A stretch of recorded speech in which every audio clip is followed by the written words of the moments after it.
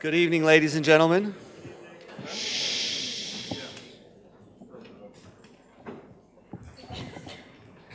I have a really great personal and familial, in the sense of family, privilege to introduce tonight's speaker who, Moshe, Nafal.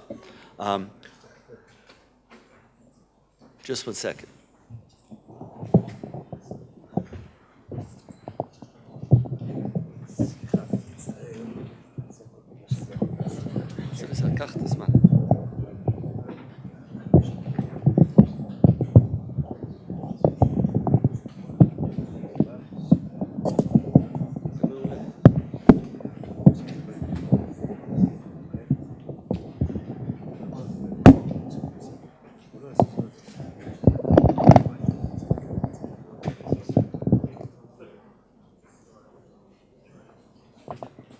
As I was saying, hi. I have the special privilege tonight to introduce somebody very, very special to the Jewish world, but someone else is special to my family. Someone whom, for over 5 decades, has been a very close friend and colleague, childhood friend. Of my father and consequently of the family. And someone who's had a very, very profound impact on the Jewish life of everybody in this room, whether you know it or whether you don't. For many years, Rabbi Yitz Greenberg served as the president of the Jewish Life Network, Steinhardt. From 1974 to 1997, he founded and served as the founding president of Klal, the National Jewish Center for Learning and Leadership, a pioneering institution in the development of adult and leadership education in the Jewish community and intra-Jewish dialogue in the working in Jewish unity. He's written numerous works, including The Jewish Way, Living the Holidays, Living in the Image of God, Jewish Teaching to a Perfect World, For the Sake of Heaven and Earth, The New Encounter Between Judaism and Christianity. He's a central and influential theologian who has written extensively on post-Shoah theology, on the relationship of Judaism and Christianity, and on the ethics of power and religious, cultural issues of pluralism after the Holocaust. He served as the chairman of the United States Holocaust Memorial Council, and is currently writing a book on the development of the covenant in the course of Jewish history. And that bio, as impressive as it is, doesn't really begin even to introduce tonight's speaker, who, both through the power of his ideas, but also through the power of his personality, he attracts you and excites you intellectually, and attracts you and welcomes you through a natural kindness and menschlichkeitness, which just exudes. And for truly decades, it's hard to point to almost anybody in the American Jewish community who for decades, decade after decade after decade, has remained at the height and at the top of the central, most influential people, shaping the way Jews understand their Judaism. Your teachers, the people you spoke to, or the people you hear, you've either heard from him directly and have been touched, or your teachers have heard from him directly. They were touched, and through that are able to touch you. It's my pleasure to introduce a very, very, very special individual to all of us this evening, Rabbi Yitz Greenberg.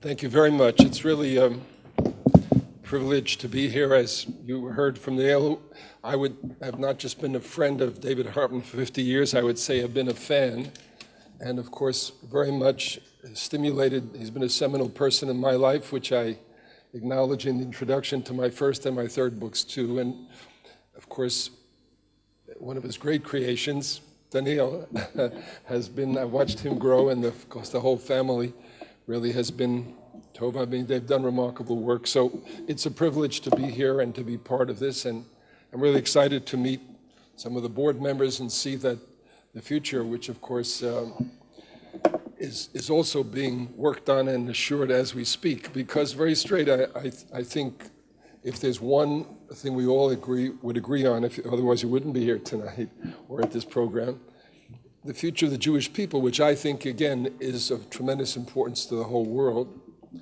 The future of the Jewish people, its vitality, its capacity to face historical challenges, its capacity to shape and influence the world, in the end will come down to issues of faith, culture, understanding, values, and that's what Hartman Institute is really all about, and that's what you're all exploring. So it's a privilege to be here. I'm thinking back, although I watched it grow literally from day to day, this is my first appearance at a leadership, lay leadership group, so I want to thank Rachel Ben-Halachmi as well, who also a student and of course important faculty here, as well as the faculty for the opportunity. My theme tonight is the nature of faith in an age of an absolutely hidden, divine hiddenness and with total human responsibility. Richard Elliott Friedman, a Bible scholar, in his book, The Disappearance of God, makes a very apt comment. There is no word for faith in God in the Torah. Now you think about that for a moment. He said the word is most widely used and generally translated as faith, emunah, really means trust in, not faith that there is a God, but trust in God, or maybe steadfast loyalty to follow God. And what's the reason why there's no word for faith in the Torah? Because, as he argues, because in the Torah you don't have faith in God, you know God. There is knowledge of God as a fact, or, if you will, in the biblical sense of the word, to know. It's like intercourse. Namely, you touch, you feel, you hear, you feel in your bones. So I don't ask you, do you believe in your partner? The answer is you know it, and you know the partner. In that same way, people know God in the biblical or the Torah's world. God speaks to people directly. The Torah, the Ten Commandments, sounds forth in a voice from heaven. If you're in trouble, God saves you. When the Jewish people were stuck at the Red Sea about to be crushed by an army, God splits the Red Sea, drowns the Egyptians. And as the Torah says, so the Jewish people saw this mighty hand, which God showed, Vayaminu. So they trusted, or at least they understood that God was there over Moshe Avdo, so they trusted in God and Moshe. Or again, when Joshua was invading Israel, God splits the Jordan for him. When they are fighting this major battle and it's not won yet, God extends the day so that Joshua's army will win and finish off the enemy. And one could go on and on. The individual too, not just the community, has a direct experience of God. And not only that, but God operates in a very direct, the Gemara calls it midah keneged midah, measure for measure. I would call it tit for tat in our language. Whatever you do, God is not only watching, but responding in accordance with your particular behavior. So, for example, when Pharaoh grabs Sarah as a beautiful woman, wants to take her for his harem, God steps in and puts a plague in his harem so that he should stop. And when Abraham prays, that's when the plague or the sickness ends. When one could go on and on. When Onan, the son of Judah, does not want to give children to Tamar, who he has married under the traditional law of levirate marriage, where you have to keep the line of your brother alive, so he deliberately, in effect, has coitus interruptus, will not give birth to children, so God strikes him down. And one could go on and on. If you wanted to know what to do, you go to the temple, and they have an oracle. Should we go to battle? And the oracle lights up, yes or no. Should we, when Saul lost his donkeys, he went to the prophet to ask him where they are. They don't make temples or prophets like they used to, but that was, in effect, everything was available. So, of course, under these circumstances, listen, if you listen to God, I want to remind you of chapter 11 of the Deuteronomy. If you listen to God, it rains. And if you don't listen to God, there will be drought. Now, this description does not take away from what I still believe is the distinctive Jewish Torah about God and humans. That this dominant, visible, interventionist deity, the creator, the transcendental force in the world, self-limited. This infinite God self-limited and entered into covenant, into partnership, into brit with human beings, with all of life, but with humans in particular. And what's the purpose of this partnership? Again, it's either the universe is staggeringly large. What have humans got? The answer is no. This God, self-limited, as it were, put aside or reduced all that infinity and focused in on a relationship with human beings. And what's the purpose of that relationship? Forgive me, the answer is Tikkun Olam. I would like to argue Tikkun Olam not just as understood by the New York Times editorial page, but Tikkun Olam in particular meaning to perfect the world, to complete it. It's unfinished. After all these billions of years, it's still unfinished, and we're going to complete it. Now, what does that mean?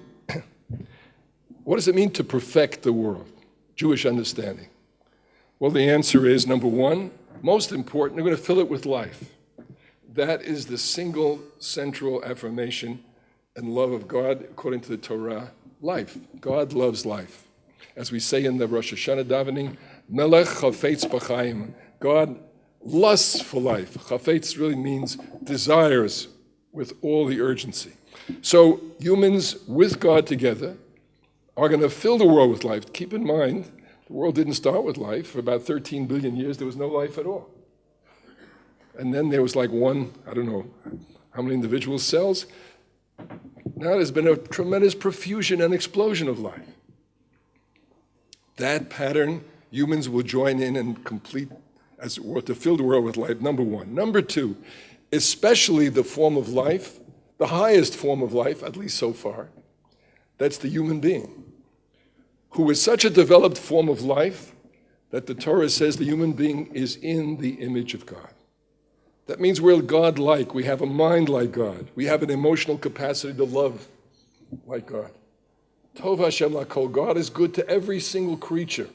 Barach Amav, God's mother love, God's compassion is over all of God's creatures. Humans have that capacity to develop their love, to embrace the whole world, to love it, hug a tree. Humans are capable of hugging a tree. Human beings are capable of embracing animal life. That's how they become more godlike. So the Torah claims that humans have God's, not a full divine, but we are that form of life which is growing so much like God that we have power that is godlike. We have understanding. We may be finite in this infinite universe, but our mind can grasp the laws of that universe, the most incredible nano-sized molecules and proteins and how they shape life.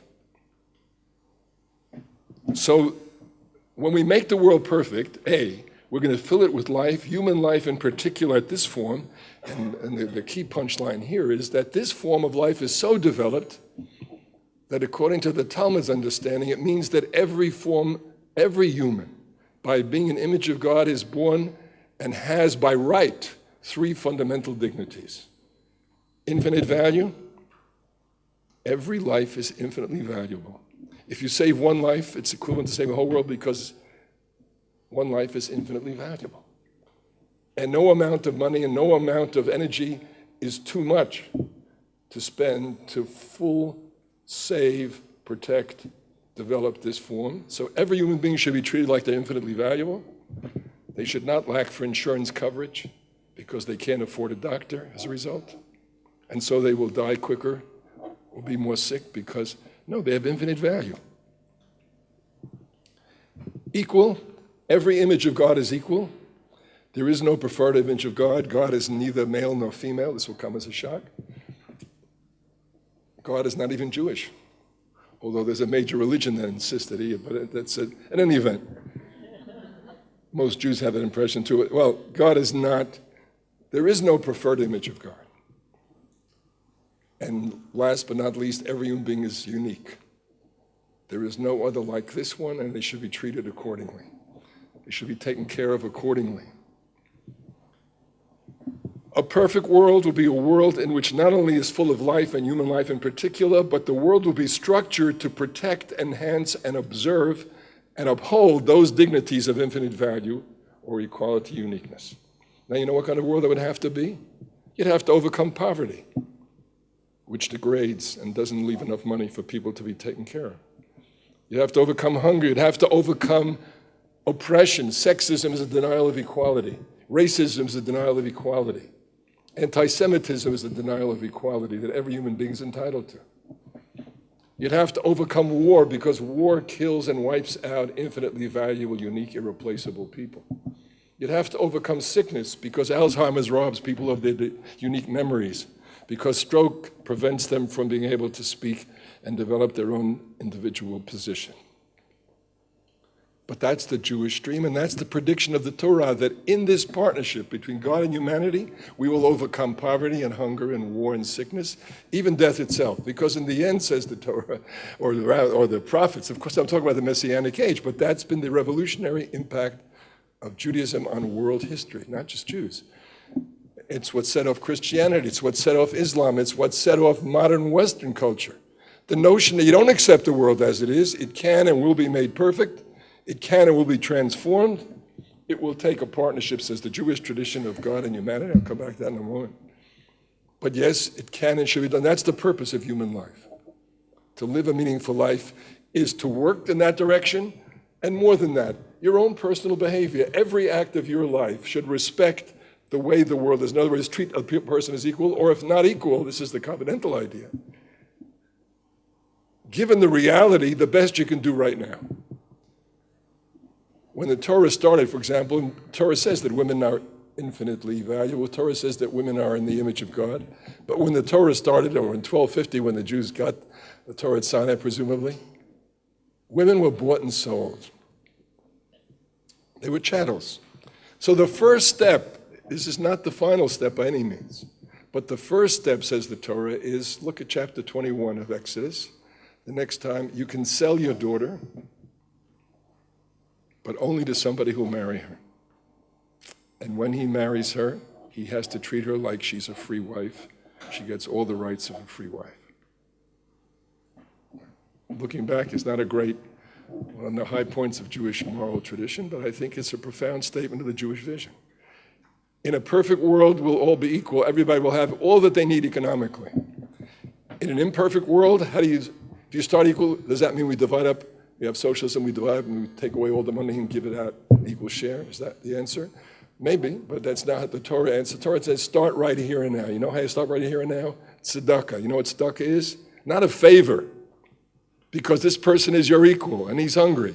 So you have an obligation to transfer some money from you to that person. And the right kind of transfer will be one that respects his dignity or her dignity, will be anonymous, or will be adequate, or will be, give them a job, it's even better, because then they'll really feel equal if they can support themselves. So in essence, that's the central, fundamental theological claim of the Jewish tradition, that this partnership will, over time, it will take a long time, obviously. Because if you start with the world as it is and you respect people, you can't force them. You can't browbeat them. You can't kill them because they're resisting you. You have to work with them. You have to move them as fast as we'll all do deliberate speed, as the Supreme Court said.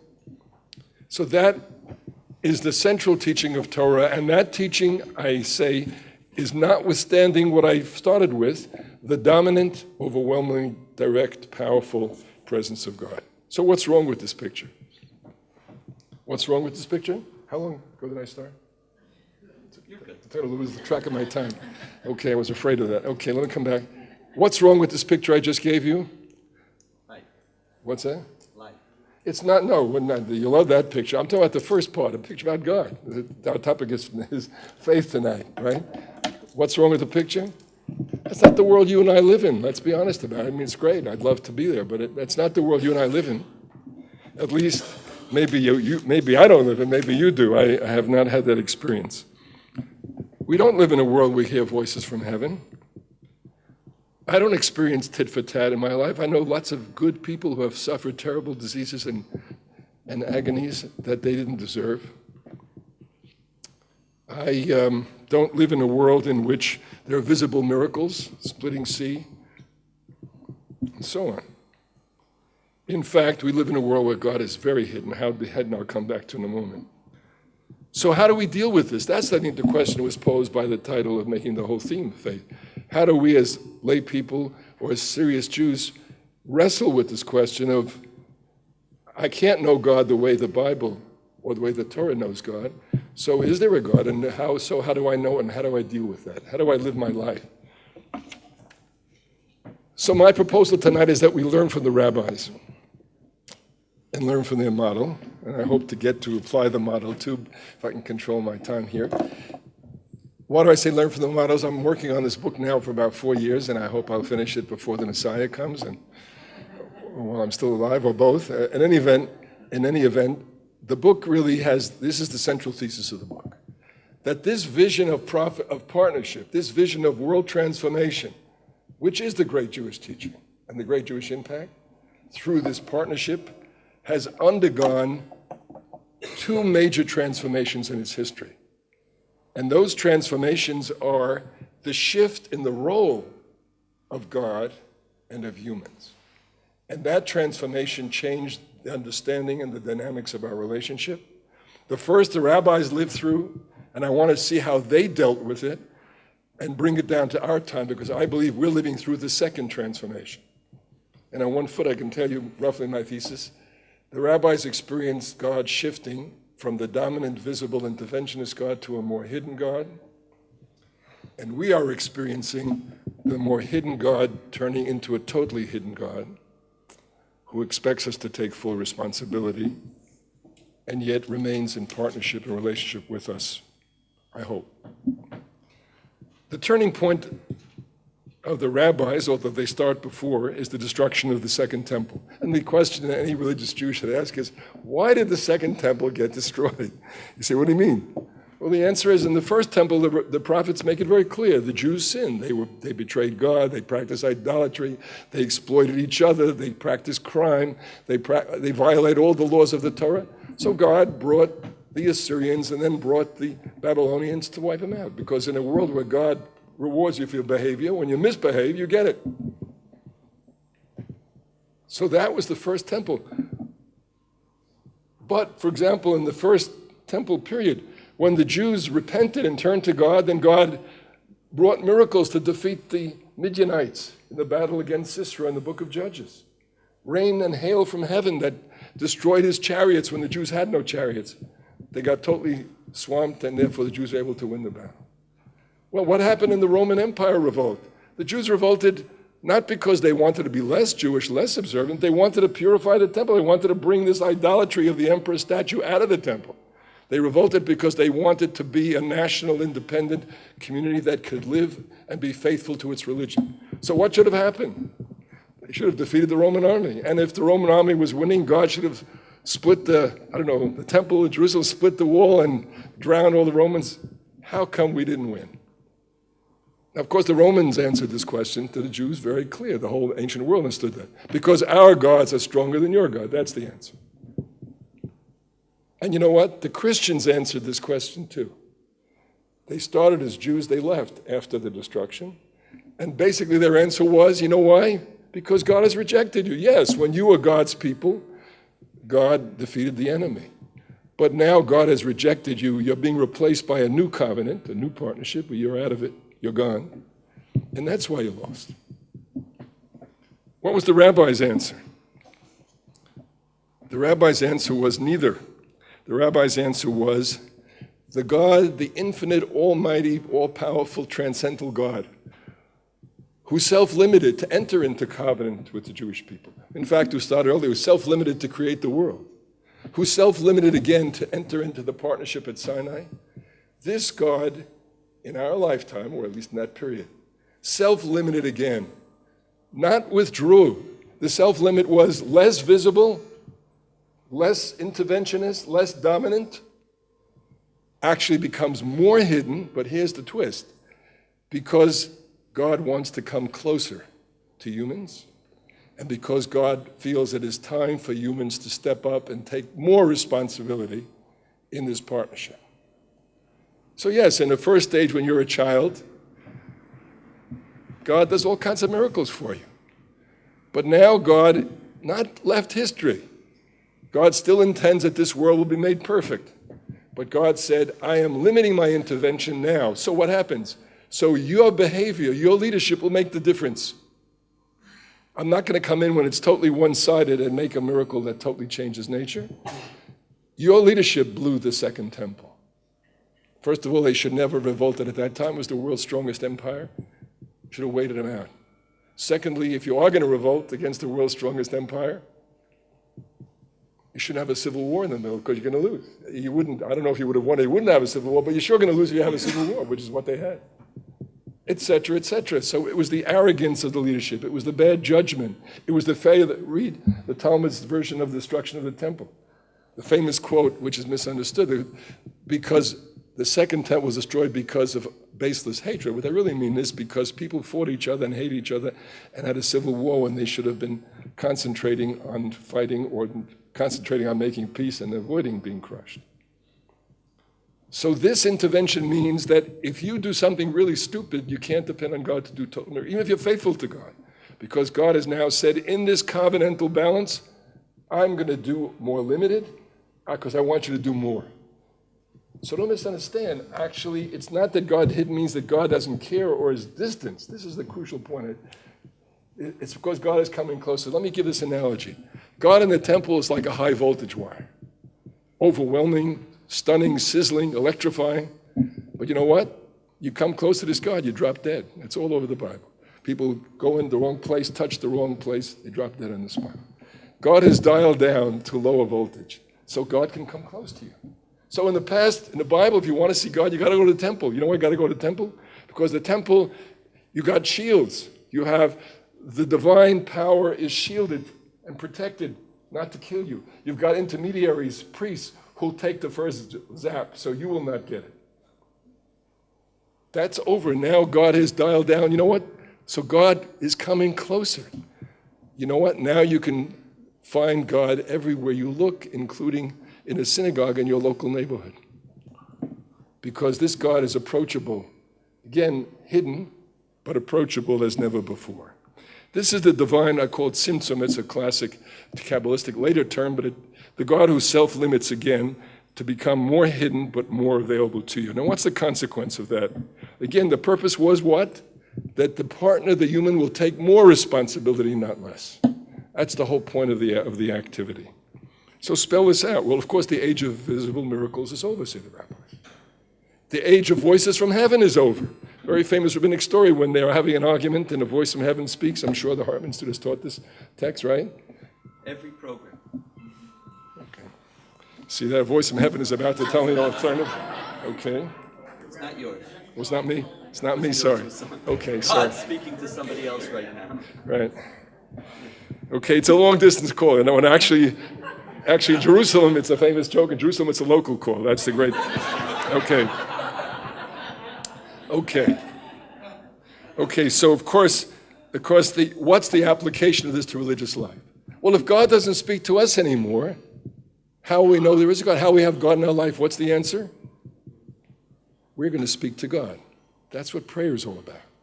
You shift from a mode of sacrifice where you stand there passively and God sends the fire that burns the thing up to a mode where you now speak to God. You pray to God all the time and you seek to know God through those prayers and to get help from God through those prayers.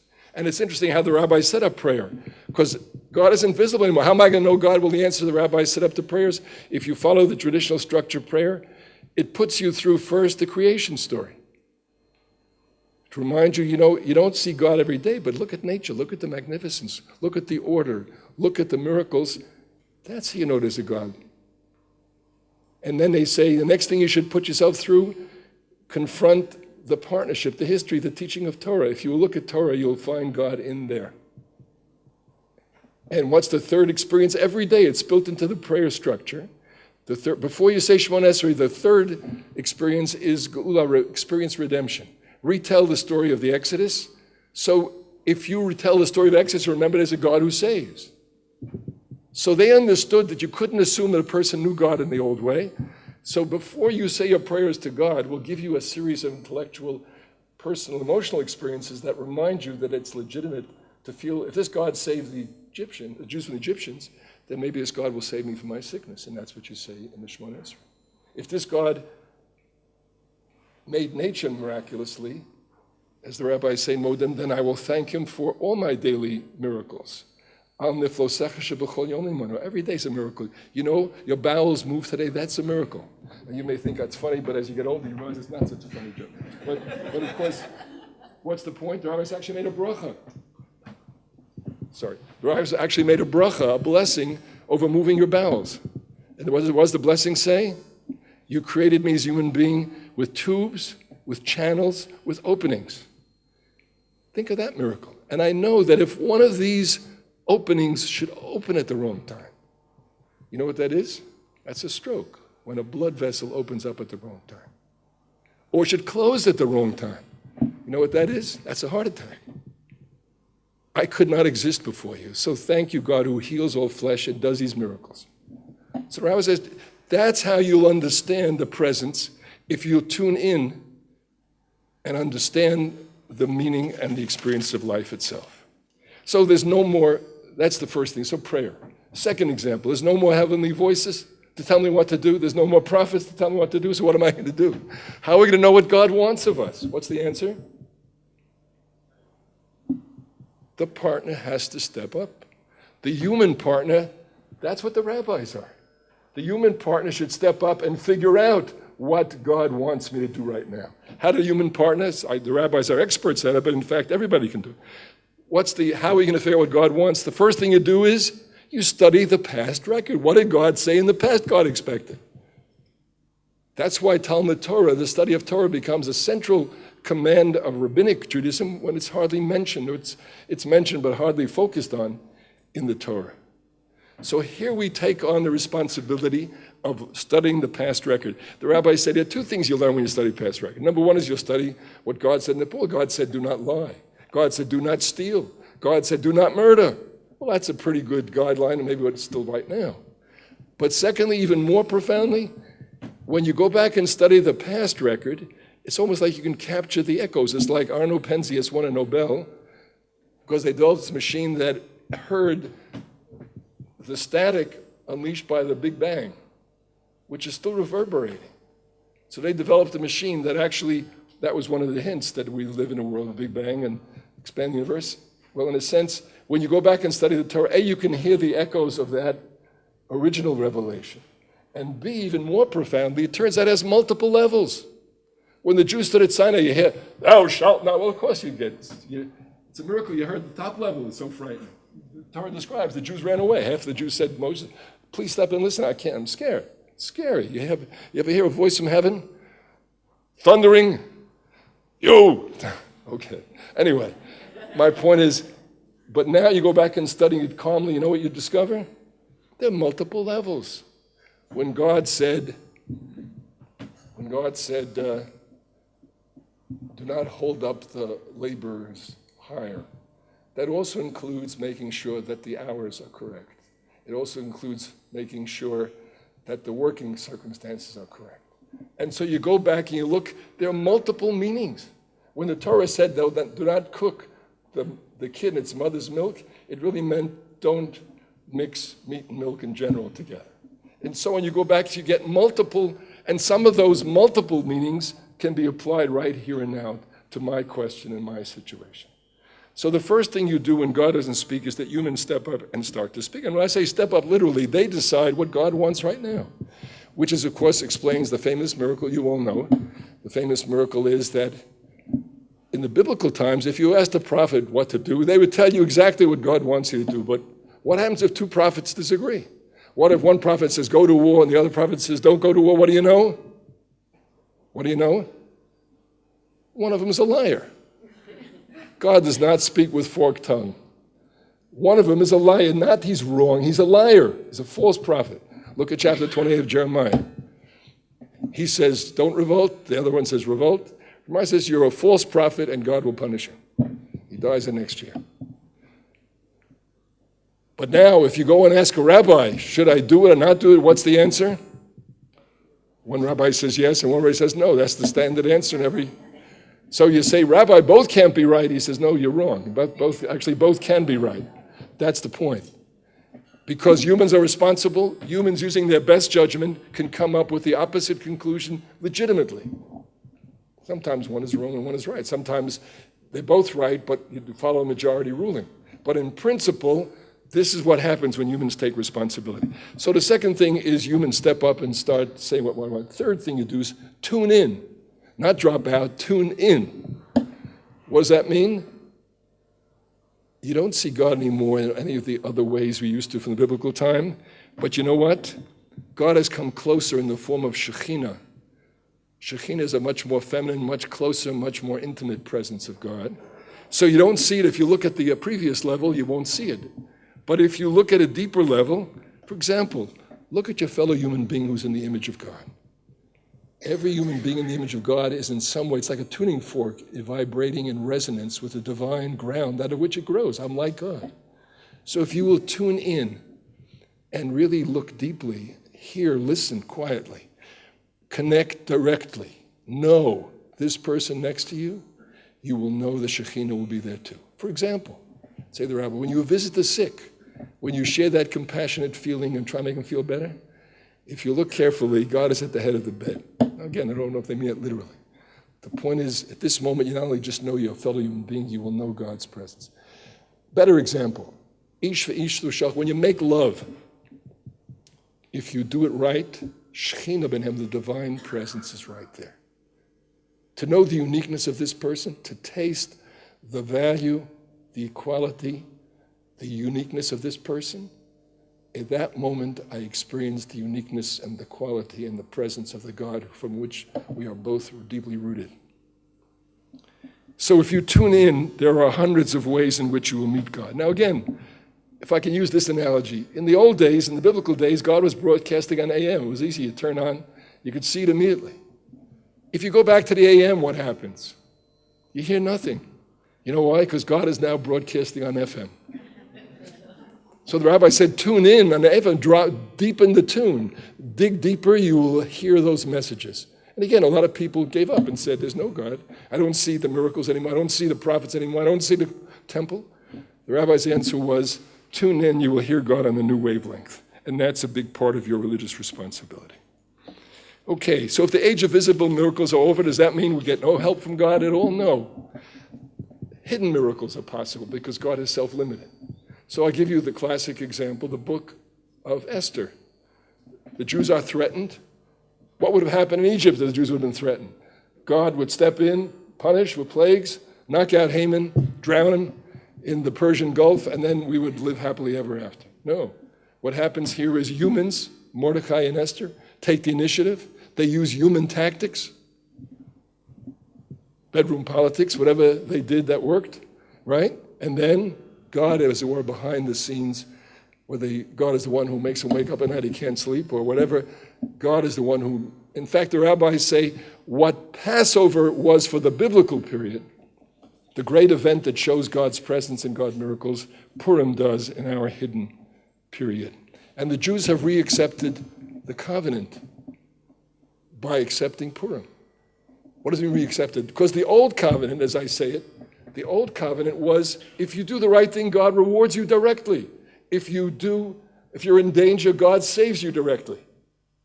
If you, etc., etc. Now, are you willing to continue as a Jew in a new situation where you know it's not guaranteed that God will step in and save you? Now, the good news is God did, in fact, save us in Persia. Are you prepared to take on all that responsibility and all that obligation and all that risk, knowing that maybe it's not guaranteed one for one? Now again, the rabbis say, well, in the world to come, maybe it'll be one for one. You'll get exactly what you deserve, but maybe not in this one. The answer is took the maturation of the Jewish people to grasp that. Which brings me, of course, to the punchline of this whole presentation, which is why I think we're living through a similar Actually, the rabbis turned out renewed the Torah. Jewish people became more connected to God, more connected to tradition than ever before in our history. Idolatry disappeared, and so on and so forth. Because I think we're living through a similar experience, only I call it the total hiddenness of God. I believe it started not yesterday, but probably at the beginning of the modern period, where in a sense I look back now and say human culture, humans at large, not just Jews, grasped the great transformation of modern culture is that humans get a message. You know what the message is? Humans can take charge of history. You don't have to accept the world as it is. This is the classic Jewish message.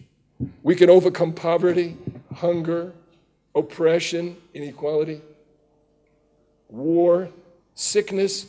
Humans can do that by taking power and taking responsibility. The Messianic dream is not a dream. It's something you can act on right now. That was the revolutionary impact of modern culture. And I believe it follows a symptom in which God limits again and becomes totally hidden. Now, what do I mean totally hidden? For example, we live in a world in which God is totally hidden in natural law. In the Rabbinic period, you still could pray and get miracles coming out of left field. You don't have that. At least most of us don't experience it that way. At least most university graduates don't experience it that way, which is why education becomes increasingly a mark of secularism. Because in some sense, God is totally in the natural order. Statistically speaking, frankly, if you want to cure an illness, your chances of being cured by Sloan Kettering of cancer or by doctors of whatever it is, diabetes, then is higher than if you go to the Rebbe or the tzaddik and he'll make a miracle. That doesn't mean that everybody makes that switch. A lot of people still went to the Lubavitch Rebbe, give him a dollar bill, and they would make fortunes. And some of them became great supporters of the Lubavitch Rebbe. They obviously believe it works. But the average person now believes you got a better chance if you start a startup in New York and get some venture capital and you create and you deal with all these issues, and the next thing you know, you have a good public issue and it goes bust and everybody hates you. Okay, whatever, you know what I'm talking about. So the point is there's a fundamental transformation here in which the divine is not only hidden in natural law, but we are trained and in fact see it that way, that there are not these variations, deviations. The age of hidden miracles is over. So where is God or where are the miracles? So my argument would be, again, if you go to FM, you may not find it. Because the good news is that God is now broadcasting on shortwave or whatever equivalent of the hidden God, maybe on internet, I don't know. Internet, on computer, right? You know the famous joke, they decide, is there a God or not? They program in all this computer, all the information in the whole world is put together in this vast, gigantic Google computer that knows every bit of facts, and then they've programmed every single fact, and then they put the question in, is there a God? The computer whirls and says, there is now. Okay, in any event, the point I'm trying to make is that there is, in a very real sense, the broadcast is coming on a different wavelength. But what does that mean? Well, it means, for example, why did God totally hide? My argument is, if you understand the Jewish vision, because God from the beginning has wanted humans to take full responsibility. So when the Jews were in their first stage, God intervenes, punishes, rewards visibly, makes these miracles. In the second stage, they take on more responsibility. God pulls back. But like a good parent, when the child finally grows up, you know what you do? You know, you pull back. You come closer maybe, but you pull back. You don't even intervene in the hidden ways because you learn to respect their judgment, because you learn that your real influence is their way they feel about how you judge them, because you realize that they are in fact fully responsible and autonomous. And if you've been successful, and if they are aware and they love you and they want to be like you, or they admire you and they want to be like you, that's how you're going to have the profound influence. Or because they're going to feel, I don't want to be judged by my parents to have been a crook or a cheat or a selfish person, but someone who took responsibility. So in a very real sense, that's the divine fulfillment, the nachas, that the people grow up. So God is totally hidden. Where will I find God? My answer is, God is in the secular. So wherever, I'm guessing, since God is connected to life, I'm guessing wherever you experience intensity of life, there you're more likely to encounter the divine dimension of the reality and existence. So that may be in art, it may be in music, maybe in literature, maybe in culture, where in a certain profound way, if I hit the right level, I suddenly realize I'm part of something much larger. I suddenly realize the continuity, the roots, that I'm like a tree planted in God, not just on the earth. So maybe the answer is, in this phase, it's not even just prayer anymore. The old prayers, when you say the old prayers the old way, they don't work. So there are two possibilities. Either you say the old prayer, but you deepen the emotional experience, so you recapture the encounter that was there. Or alternatively, you see a new meaning that makes the connection. Or third possibility, and I'm fascinated by it, maybe the answer is that it's not the words anymore. It's in silence. It's in meditation. It's in awareness. It's in a way that one orients toward life. That's the moment of encounter. And again, if I get hung up and I insist I can only do it the old way, and I say I'm not getting any message, or I conclude there's no God. That's, of course, been the big crisis of our period. The big crisis of our period is that people understood what I'm describing, very real. But a lot of people concluded, well, that means if God isn't doing these miracles, then there's no God. If God is not visible anyway, then it must be humans. We're God. Humans are totally God. God is just a projection. We've outgrown that. We're fully gods. What went wrong with that? Well, the answer is as Jews, we see very clearly what went wrong with that. Because when humans no longer feel partners, no longer feel accountable, when they think they're God, they become idols. They become idols of death. They become mass murderers like Hitler, who decide they will make the world perfect. That's what Hitler was about, making the world perfect. National socialism, equality for everybody, national unity, so we're not class warfare like the communists. So to make the world perfect, we have to kill, and we start by killing Jews. So Jews experience firsthand what happens when people forget that they are in a partnership and they think that they are God. Or I give you industry. Tremendous source of wealth, tremendous source of affluence, dignity, tremendous source of upgrading of living standards, tremendous source of extended life. That's all great. What happens when it goes out of control? It doesn't feel I'm a partner. Instead of feeling that this generation is one of a covenantal generation, so I can't spend all the energy sources in the world in this one generation. Instead of feeling I'm a partner in creation, means I can't pollute it. I can't let it out of control so that it warms the globe and begins to threaten the very survival of life. So we as Jews experience it. And you know how we experience it most profoundly? Of course, in our history. Because it turns out that when humans take power, all this good, all this messianic possibility, this was our dream. That's why the Jews joined modernity more than any other people. In every form of modernity, Jews flocked disproportionately because they saw this messianic possibility. Some thought it means by escaping being a Jew. Some thought by being a Jew, but now become a Messianic Jew, not just, in the Christian sense. A Messianic Jew means socialism. Messianic Jew means, you name, bohemianism, art. There are 1,000 ways in which Jews flocked to perfect the world. What we learned in our history was humans are fully responsible. If we don't understand that, but we are still accountable, we're still in a partnership, they go out of control. I give you the Holocaust. I give you the Holocaust. There is all the great qualities of modern culture, technology, bureaucracy. You say, what's great about bureaucracy? The answer is that's how you organize major societies. That's how you have social security for everybody. That's how you have societies that can manage vast amounts of people. So technology, bureaucracy, universalism, everybody's equal.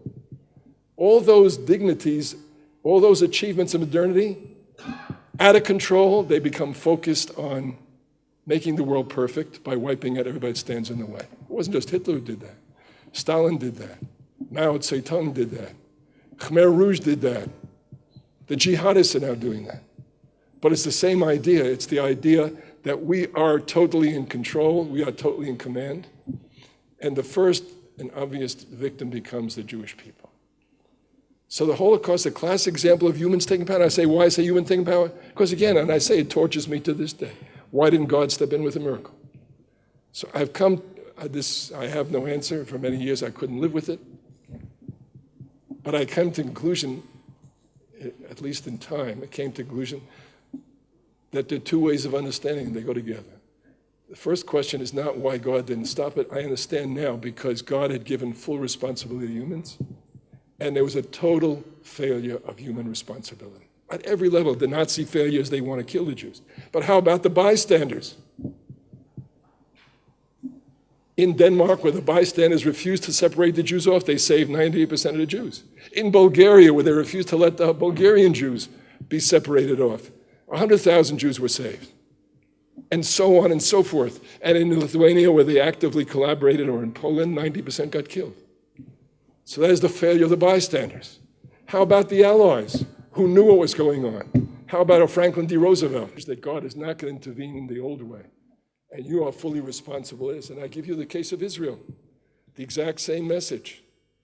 Israel was settled by Chalutzim, who decided not to wait for the Messiah anymore, but to take power and do it now. I believe that's exactly what God was asking for. Half of them had to become atheists in order to do that, because the traditional Jews say you're not allowed to do it, you have to wait for the Messiah. Okay, so if you have to become an atheist to serve God, that's okay, I'm willing to do that. Thank God. Thank God they were atheists, otherwise we'd all be dead. Who would have survived without them? So they built Israel. And how about Ben-Gurion, who in 1948 said, we can't wait anymore. Given what happened to Holocaust, we can't wait anymore. We have to declare a state now. You know what his generals told him in the last meeting before they decided to announce the state? What did the generals tell him? They told him we'll be invaded by the Arabs. The chances are better than 50-50 that they will defeat us and destroy us. I don't think you should revolt right now. And America was pressuring and say, back away, don't proclaim the independence right now. Ben-Gurion said, we can't wait. We have to take responsibility. Our fate is on, and here we go. They declared that they were invaded, and again, human responsibility. Every step of the way. The Jews who went to the South America, Jewish businessmen, Jewish generals who got a particular vote, wouldn't have had to vote at the UN. How about Eddie Jacobson, a haberdasher who got his partner Truman to listen and to finally step up? And then they invaded, and 1% of the Jews of Israel then, 1%, that's the equivalent to 3 million Americans right now, were killed in that war. And half the time they were fighting without adequate weapons. And because they got a lucky break and there was a temporary truce, they could bring in planes from Czechoslovakia. It turned to be a turning point. And because Stalin, for 6 months, wanted to spite the British and supported them and allowed the Czechs to give them the planes, and a year later he had switched to the Arab side. It was too late. So humans took responsibility, and we have the miracle of Israel. So the Jewish people, what's our message to the world? Our message to the world, I would argue, is just that one. We are the continuers of a covenant that is now 4,000 years old. The covenant is as true today as it was before. It's a partnership. If you don't have the sense of partnership, you will end up being violating, degrading, fighting the people that disagree with you. The partnership says respect for the other person, even the one who disagrees. And you can't do it in one lifetime. So you have to do it and pass it on. And we've been working on this for 4,000 years. It's a challenge each time to keep it going. You have to pass it on. But what do we say then? Where is faith in this world? We witness that this has not been in vain, that the truth is where we started compared to now, we've come a long way, baby. There are amazing accomplishments. Life has been extended in the last 300 years from average of 30 to an average of 70 plus. The human dignity has spread enormously. People that in the past were treated as faggots are now treated as human beings of dignity and equality. Blacks, yellows, whose life was worth nothing or next to nothing, are now treated, or if they're not, then you have to account for it. You have to deal with it as human beings of infinite value and equality and so on. So we're saying is that this covenant is not wasted. It does take faith. You know what the faith is? To be faithful, to hang in there, not to give up, not to have been so shattered by the Holocaust that we all give up and say, the whole Jewish dream is a joke. I understand. 25,000 Jews in France after the war converted to hide. They didn't want to be Jewish anymore. They didn't want to expose their kids to this horror. But the Jewish people did the opposite. They renewed their strength. They renewed their covenant. So our first role is witnesses. Isaiah, you are my witnesses, says the Lord. All we can do is witness. Do we have proof? You know what a witness is? A witness gives you the best judgment. This is what I've seen with my own eyes. This is what I believe. And the jury listens, and the judge listens. And there's counter-evidence. There's counter-evidence to everything I've said about God and redemption and a world made perfect. There's a lot of counter-evidence. There's cancer. There's oppression. There's sexism. There's anti-Semitism, incredible outburst again. But the answer is, as a witness, I testify what I know from my experience. And of course, I act. That's what Emunah really means. It means I act in accordance with this covenant. That means I respect life and I reverence life. And I don't look out just for myself. And I do take responsibility for tzedakah. And I do stick my neck out. And of course, as Daniel and many others have pointed out, when we act, we have to make sure we have an ethic of power. We have to understand the danger of our abuse and our misbehavior is just as real as anybody else's. Yes, but that's how you do it. You act. That's how you testify with your behavior. And you choose life. That's what the Jewish people has done by choosing not just to create children, to have families, but to make life precious as never before. So the witnesses will testify, and the jury is still out, and the bad guys aren't exactly going home and forgetting it. They're trying every day. Every morning I wake up with the same, it's a little bit obsessive, a little bit worried. I think of my grandchildren, our grandchildren in Israel, 2 of whom have entered the army in the last year, and 2 more about to enter. And I think that every day, every night, there are some people out there who are thinking of nothing. How can they kill them? How can they hurt them? How can they attack them? Or someone is trying to spin centrifuges in Iran so they can wipe out this country.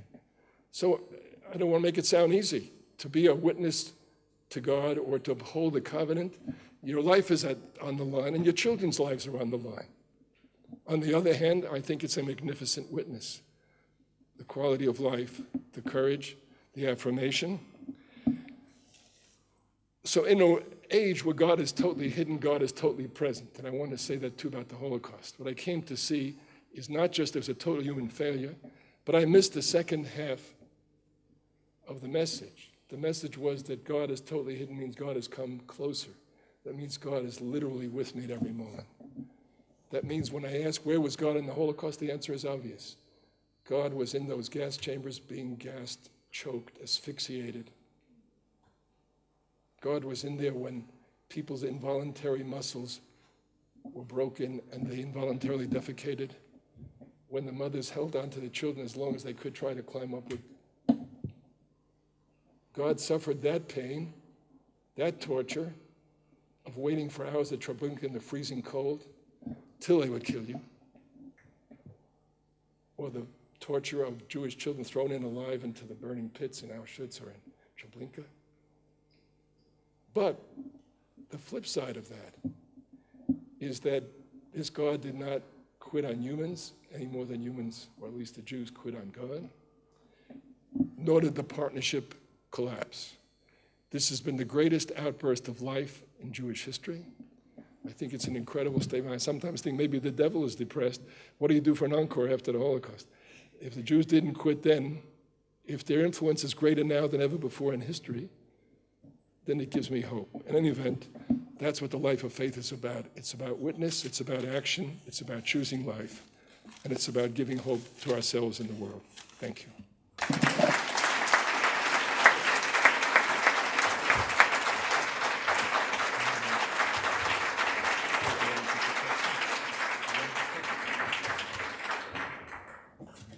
I apologize for this filibuster, but I will take questions. Take questions. Or rebuttal. Yeah, go ahead.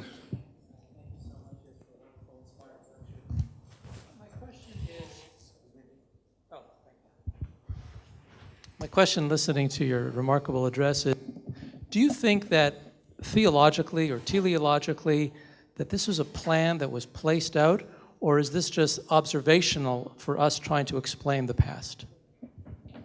Well, that's the great danger.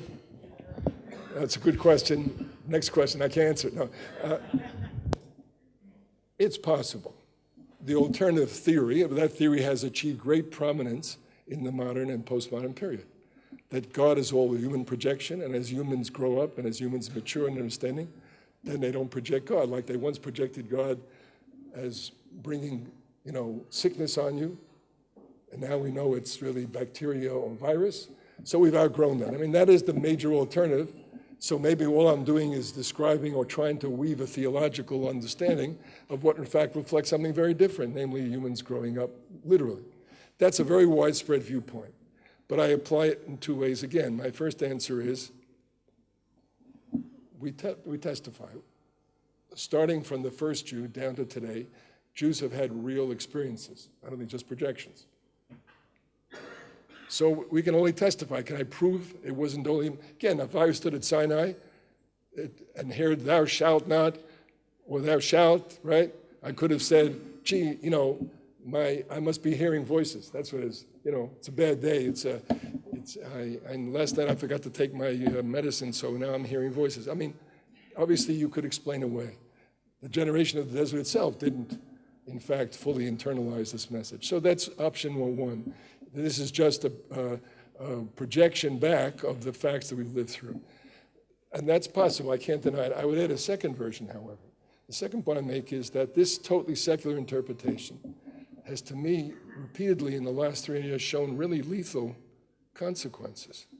It has unleashed tremendous poison. In other words, it's not just in this area, in many areas where this loss of a sense of accountability and limit, that's what the covenant's about. It's about limits, about humans accepting limits. I'm not going to live my life any other way. I'll take a limit. I'm committed to live in a way that moves us toward redemption. That sense of limit, I think the absence of that limit has led to pathology in every field I can imagine. In medicine, when we're out of control, humans are turned into guinea pigs. When out of control, humans are over-treated and over-medicated, so their lives are made miserable and either for experimental or for money purposes. So in every field, you name it, where there has been this loss of a deeper root, I think it has led to very destructive. Jihadists, again, now there's the opposite. They're claiming I am with God and God's on my side, but it's the same point. It's the loss of a sense of limit. It's the loss of the sense that I, as a human being, understand that God has limits and God wants me to take responsibility, not God wants me to act out and force everybody to listen to God the way I believe God believes, and that gives me the right to kill you for disagreeing with me.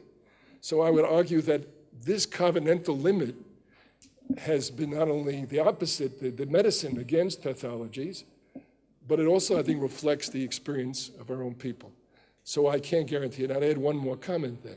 Then I'm also prepared to say, given the credibility of the alternative interpretation, I'm willing to say one more thing. I think religious Jews have to be more modest. In a world where God is totally hidden, these people are not crazy. They're reflecting certain truths. And in a world where religious people sometimes act out very badly, they're not so crazy when they're seculars. They're saying, if that's what religion's about, then why would I want to be like that?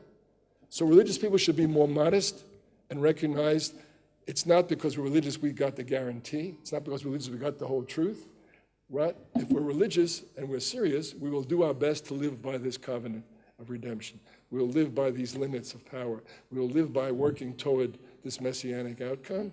And we will recognize anybody who accepts the same principles, even if they don't believe in God, or don't believe in the covenant, is part of the same team.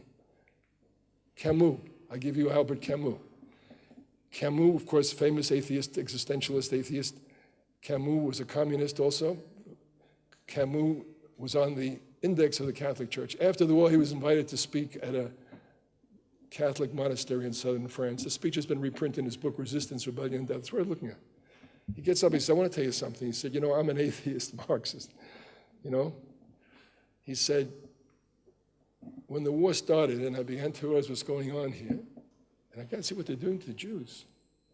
He said, my God, I said, this can't go on. I have to stop. This got to stop. So he realized he must join the resistance, which he did. He said, then I want to tell you what happened. I joined the resistance, so I assumed all the communists, they were with me against the old regime, so I can trust the communists and work with them. The Catholics, they're the old regime, they're not safe. He said, to my shock, I discovered there were communists who were collaborating, who were selling out Jews, who were looking out, and there were Catholics who were giving their lives to resist. He said, it got so, I got desperate, I needed help. I said, if only the Pope would say something. He said, the Pope, I thought the Pope was an idiot, a joke. But I said, if only he'd say something. We need help. He said, after the war, they told me he'd said something. He said, well, if he said it so quietly, I couldn't hear it. And I was desperately trying to hear it. So he says, let me tell you something. He said, You want to call yourself Christians? Be my guest. But it doesn't mean anything. I discovered the bitter truth that in the underground, being a Christian didn't predict that you're reliable. I also discovered the bitter truth that being a communist didn't prove you reliable. So I realized in the end, the test is, are you for this or are you against this? If you're for it, you're on my side. I'm on your side. And if you're against it, you're, etc. That's exactly the point I want to make. That religious people should understand that any secularist who accepts the notion of the primacy of life and of the limits of human power and of the responsibility to overcome poverty, that is on the team that I want to be part on. So the real dividing line is not do you believe in God or not believe in God. The real dividing line is, are you for life or against life? Are you for responsibility? Are you for accountability? Are you for covenant? Are you against it?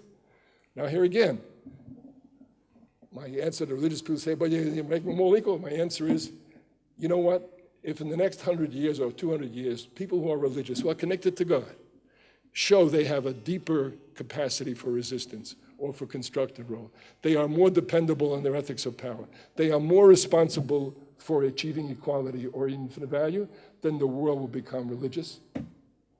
And if they're not, then it will not be. Now I come back to God, at least my understanding of God.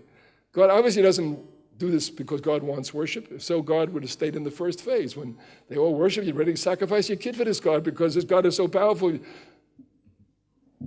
So God, by choosing to be hidden, I feel this is a higher level of religious commitment from us. God says, I don't want worship. I want to make a better world. I want tikkun olam. So come help me. I'm willing to self-limit. And I suffer a lot. God suffers more than we do when the humans suffer. Talmud says when humans suffer, God says, my head is splitting. So that, I think, is my answer to your question. If it's a projection, it doesn't matter, because in the end, what will matter is how we actually find it. Maybe if we hang in there long enough, it'll become visible again. Yeah, sorry. Let me control myself here again. This is the first time I gave this talk. This is why I'm out of control. But I'm working on control, as you heard. Go ahead. I won't presume to ask you about yourself personally, but in an age where God is completely hidden, what are people doing when they're praying? Well, if you've been in shul lately, the answer is most of the time they're talking to their neighbors if it's an Orthodox shul. And if it's a Reform shul, they're sitting there feeling bored, right? I mean, so that's basically summarizes. Now, so what do you do? No, so what do you do? The answer is, that's my point. If you are still functioning on FM level, it's not going to work. So what do? What do the smart Reform Jews do? What did Debbie Friedman do? The answer is deepen, tune in deeper. So try to reach an awareness, a sense of this loving God. Try to recapture what it means when God says, Lech Lecha, go looking, develop. Try in song to capture a little bit of the soul. Try in song to rekindle the emotion of connection and of community.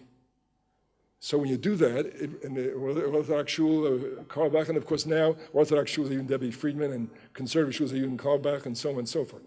So my answer is, if the shul is smart, it will seek to create religious experiences so that the prayer will not be boring.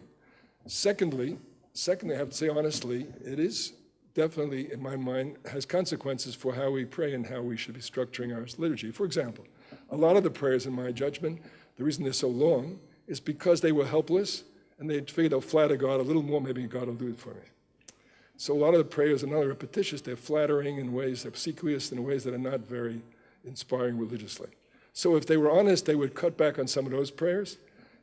What prayers would I build up? The prayers that make me aware of the incredible nature and how God is present in nature. The rabbis put them in there, right? Those prayers that give me the strength. Well, let's say what the rabbis did with the Seder. What did the rabbis do with the Seder? They said, you know what? Reenact the great moments of the past. If you go through, you eat the hard bread of slavery, you eat the bitter herb of slavery, you sing and tell the story of the suffering of the children. You know what happens if you go deeply enough? You will feel like you personally walked out of Egypt. Well, then you have a whole different sense of connection to God here. Now, here's my joke. Not a joke, but if you're serious Jews today, you would do the same thing telling the story of Israel. on Yom Ha'atzmaut. That's my test of a serious shul. Is the shul more crowded on Yom HaShoah or Yom Ha'atzmaut than it is on Yom Kippur? If it isn't, then the shul is not yet serious. Because why? Because people on Yom Kippur, and it was a good day, but most of the tefillah, I don't know what's going on, even in the more liberal synagogues. So they're sitting through out of respect, politeness, and I love them for it. The only Jews, willing to suffer and to go hungry and do all these things to honor God, fine. But if you were serious religiously, tell a story that you know is going to inspire people because they saw it, they see it now, they can come and see it. Or retell the suffering of the Shoah so that people can understand what it means to be a human being and to be responsible. So that's another way in which the synagogue has to play a role, and if it doesn't, and that's what's happened. So they create new institutions. They create a Holocaust Memorial Center. So museums. I had this conversation with Sissy about 10 years ago, I think. See, she's in the room. You have a museum that tells the Jewish story. So if you come to synagogue, you should be able to hear the Jewish story. It's 4,000 years old, an amazing thing. We went through Bronze Age. That's when Abraham started. Bronze Age, before they invented iron. Iron Age, ancient, medieval, modern, postmodern. It's an incredible story. We've gone through 10 transformations of culture. They should know that story and how Jews connected it. It wasn't all suffering. And sometimes it was living for God, and sometimes it was philosophy and thinking for God. And so again, the synagogue has to put that in. If it won't, then we got to create new institutions that communicate those stories. Birthright, in 10 days, etc. So my point is, this is the way in which we make it real. And that's the way, again, the payoff for me is this. I do believe, even though God is totally hidden, if you have those experiences, it's an incredible feeling to feel you're not alone. It's an incredible feeling to feel that when you take these steps and difficult and challenging, that someone is holding up your feet, someone is holding up your arm. Not that it solves the problem, not that it makes it automatic, but it's a tremendous help to know and by the way, sometimes when I've done something wrong, it's very important for me to know I feel this condemnation and real judgment. I fooled everybody else, but God knows what I did. Sorry, yeah. One of the things that we're looking at is conflict. Is conflict one way or the other, bystanders, etc. Are we not dealing with a God of conflict? If we go back, Cain and Abel, the Tower of Babel, and most important in my mind is why did God have to have two people to carry on the nation? Isaac on the one hand and Ishmael on the other. This has created nothing but conflict. And therefore, the more conflict there is, the more one needs a God. Well, except that it seems to me God is asking us to overcome these conflicts, right? In other words, God is asking us to overcome these conflicts. In other words, the prophetic vision is that in the end, we're going to achieve peace and not killing each other. So I would argue, yes, humans have conflict. Are there real conflicts of interest? Are there real problems? Sure, I don't deny that for a moment. But again, when you turn to God out of conflict, it's a God of a helplessness, right? I can't solve the problem, God, you solve it. And I understand that. I respect it even maybe. But I think God is asking us, no, don't turn to me out of helplessness. That's the greatness of living in our time. God is saying, don't worship me because you believe. And with all due respect, this is a very powerful theme in Haredi traditional circles. Because if you don't listen to me, you'll be struck dead. Or because you don't listen to me, you'll get sick. Or if you do listen to me, you'll get rich. This is a much higher level of serious religious. Don't turn to me because you're helpless and can't solve your problem. God is asking us to turn out of strength, out of capacity. Talk about prayer. Most of the prayers are the prayers that help us. What's a prayer of the powerful? It's very different. The Talmud says that God prays. God says, may my quality of love and mercy overcome my quality of judgment and strict justice. Now I'm thinking, that's what a powerful person prays, that I don't misuse my power, or that my ability for compassion overcome my risk of using the power too much and too strongly. I'd like to think a doctor's a different prayer. It's not, I'm helpless, God, it's a cancer, can't be cured, save me with a miracle. And I don't mean to make light of that. A doctor says, God, inspire my brain to read this MRI so I'll detect something that wasn't detected before. Inspire my research, and I'm not joking. I said there's no more hidden miracles. I believe there are miracles every day, every minute, but God works through the partner, human beings, to make miracles. It's unbelievable what medicine has accomplished. to have figured out the gene that turns this on and that can be turned off, to have figured out how this particular carrier affects the way I actually feel pain or don't feel pain, and therefore I can stop pain. I mean, these are amazing miracles. Or how about something nano-sized that can broadcast all over the world? So my point is, God would like us to turn that. So what am I praying? I'm praying that I should use this incredible power to broadcast all the world, not for stupidity, not for pornography, not for abuse of people, not for schmutz, but for something constructive. It's a different set of prayers. And I think God is asking us not to turn to God when we've lost hope of getting out of the mess, but asking us to join with in making a much better world and overcoming these evils. Look, again, one of the accomplishments of our lifetime, and Hartman has been involved. Christianity and Judaism were enemies. My God, they spread such vicious lies about Jews, which half the world still believes, that Jews slaughter kids and bake their blood into matzahs, that Jews killed Christ, tortured to death God in person. And God was so sweet and kind, and they just mocked it and tortured it, right? And yet in 60 or 70 or 100 years, a serious transformation has taken place. And there's not only repentance, a real willingness, and now away for the other way. They're goyim, that's what we felt. They're murderers, they're harassing us. They're out to get us. They're out to say these terrible things about us. To have discovered that other religions, Christianity, Islam, are capable of being partners in Tikkun Olam, are capable of inspiring people to incredible acts of selflessness and human responsibility. That's a tremendous accomplishment. And I think that, again, instead of coming out of the old conflict, comes out of a new harmony. Again, maybe I should add as a final footnote that I'm not saying that the conflict disappeared. One of the weaknesses of liberal Jews particularly, of which I am one, although as I'll keep saying I'm ashamed of it, is that they want harmony, so they think if I want it and I want peace, the other guy also wants it. Sometimes the answer is, if you're not strong, if you don't recognize conflict, you're going to get killed. And therefore you have to be strong and you have to be capable of understanding there are unresolved conflicts. But that having been said, the goal is to overcome these conflicts, and I think we can show a model of that. I'll take one last question, I'm sorry.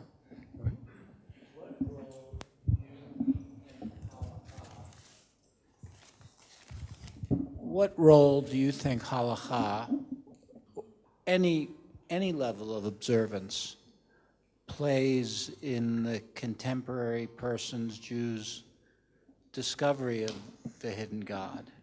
Is it a totally personal decision? Is it one that is part of your ongoing journey and search? But can it play no role, or? That's a great question. Great question. I'll start with a quote from my father, who profoundly influenced me in many, many ways. My father used to say to me, there's a Gemara, he actually quoted me every time.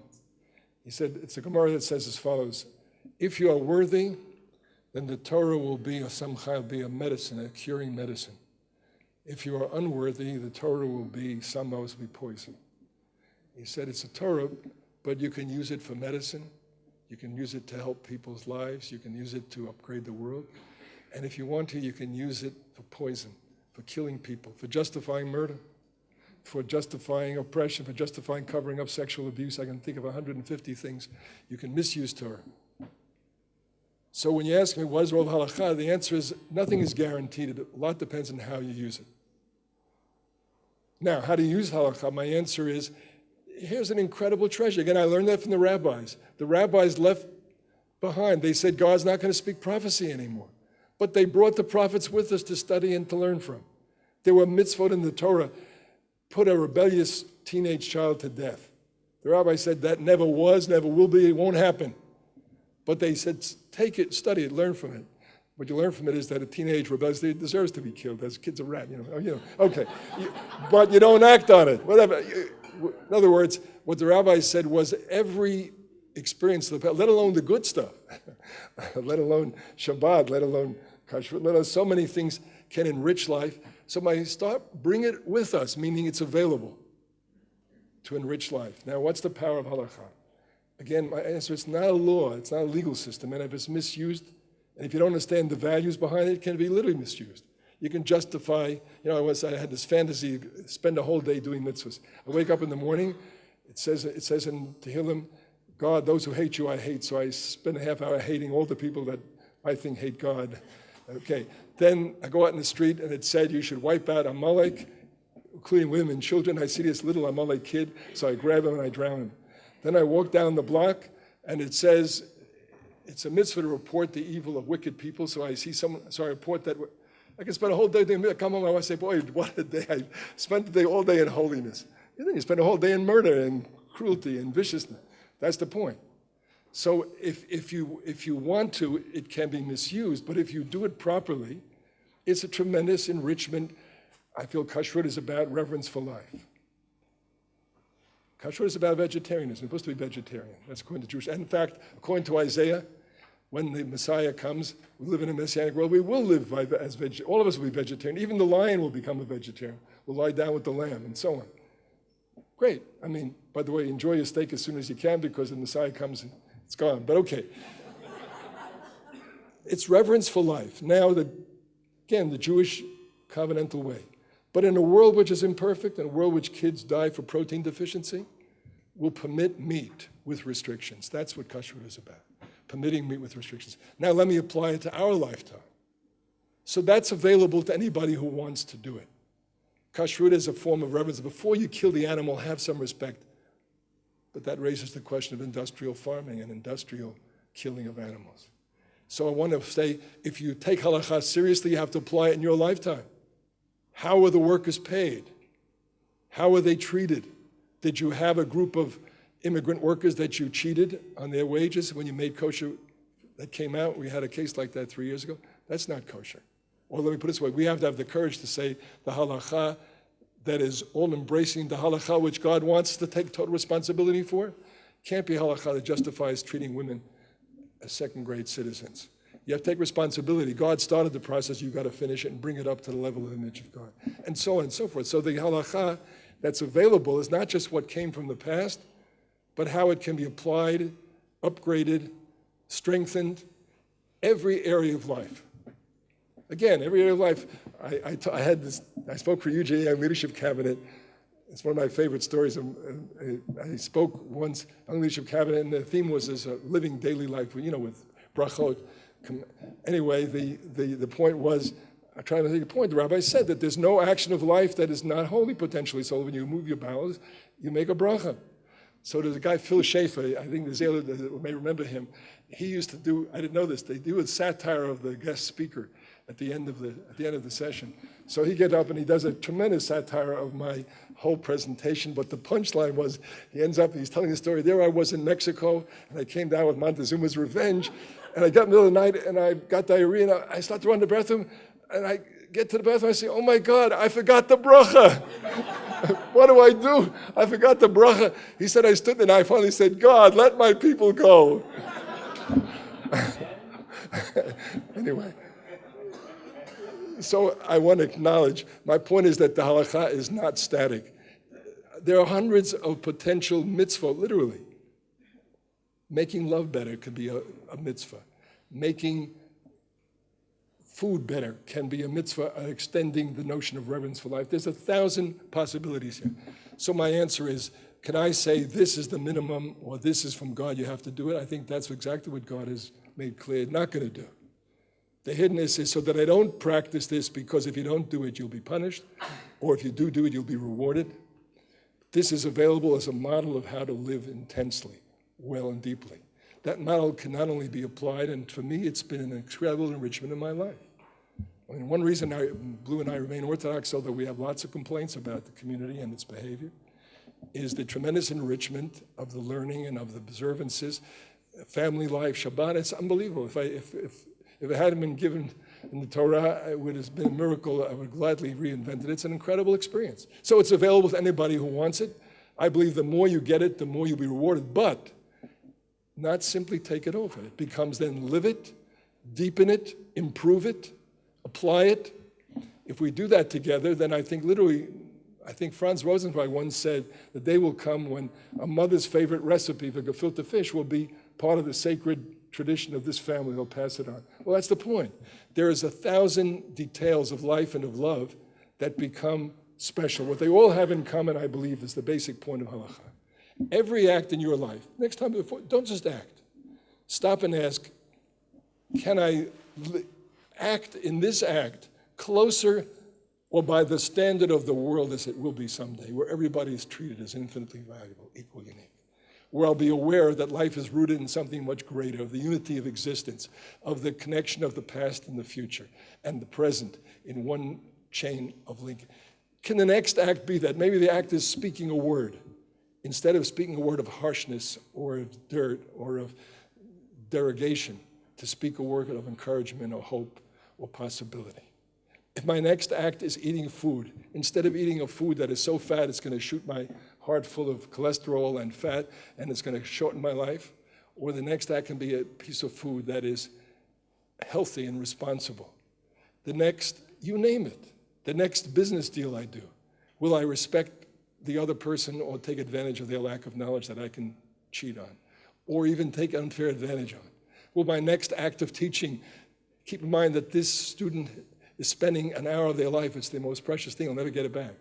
And therefore, instead of boring them or keeping them full of cliches, I will do my best to think fresh so they will learn deeper. Will the next act as a doctor or lawyer get up a little early and do a better job? That's what halakha is about. The halakha is not just the traditional structures. The halakha is about living every act of life so that I can bring the world one step, maybe a half an inch, maybe a foot, closer to that standard that we all want of tikkun olam. And to the extent that I can finish it in my lifetime, I make provision for the future. I pass it on to my children or others' children. And then in partnership with God and with a lot of other human beings who are not Jewish and are not even religious, together maybe we can create a world. I will finish with that quote from Isaiah. They will do no harm and do no evil anywhere in my holy mountain, says Isaiah. Then the world will know. The knowledge of God will be as full, the world will be full of knowledge of God as the waters cover the sea. Isaiah felt in the end, as long as there's cancer, as long as there's oppression, as long as there's evil, you don't really know God. Even the religious people, you're seeing God through a veil. You're seeing God through the veil of evil and suffering. So we can make a world in which there's more light and more healing and more self. We have brought the world one step closer to knowing God. And I believe that is an incredible opportunity, the privilege of being alive in this generation. Thank you.